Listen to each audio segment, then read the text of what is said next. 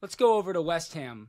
West Ham, David Sullivan, Lopotegui, they spent a very considerable amount of money this summer. Only 4 points, though, through 5 matches, just one singular win. How much trouble could they be in financially if this doesn't go to plan? Do they need European places? Do they need to make a cup run? Where do they stand? Well, I don't think it's the financial issues just yet. I think it's a very disappointing start to the season, and the crowd, certainly at the weekend when they lost 3-0 at home to Chelsea, were very dissatisfied. And this is the crowd that hounded out David Moyes last season. The West Ham fans are notorious for not being that patient. They expected more from Lopetegui. As you say, he's been given a decent squad. So look, it's a very bad start for West Ham. There's no doubt that they've got to get some sort of run going. It's still early days, though. I mean, look, we'll talk more hopefully around about Christmas time and see where they sit in terms of that sort of issue. But I do have a feeling that there is a bit of a rot starting to set in behind the scenes at West Ham there. The confidence for Lopetegui isn't quite there as it should be, and I'm already hearing rumours of player unrest in the squad already. So, it's not good signs to get going.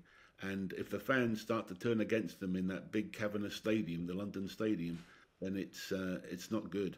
And it's a poor start. And I know that once again they might be thinking, "I wish we hadn't got rid of Moyes." We talked about this last year, but don't sometimes we worry about what you wish for. No doubt. And obviously, Lopetegui was given such a massive amount of money to spend and bring in his players, and you have to stick with that plan. But at what point do you start to get worried about the future of the club in the Premier League? And when do Lopetegui start getting nervous about his job? I think to answer about his job, I think they're going to be looking around about between Christmas and Easter. Uh, if things don't start turning up, which you'd hope they will do. Their fixtures have been, they've played some reasonably top clubs straight away, so that they've got some easier fixtures coming up. But if things don't start going right, then I think he's going to be looking at something, for potentially a change between Christmas and Easter.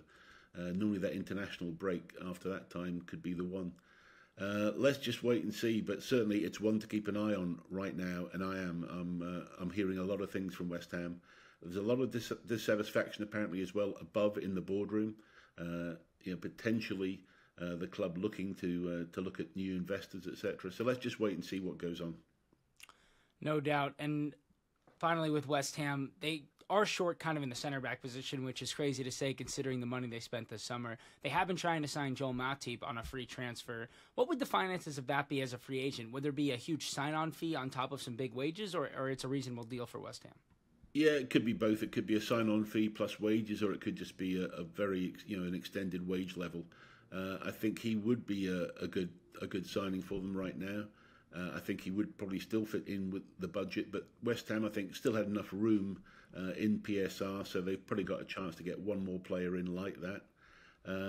But he's got to do better with the squad he's got. As you said, that there's been an investment there, and Lopetegui's got to show that he can do it. He's never quite been the full article as a manager. He's never had the levels of success that people have expected. I've always had my doubts about him, and as I say, we're off to a slow start. But I think, Matip could be one that could hopefully spark something, but it's got to be their midfield and their forwards have got to start striking.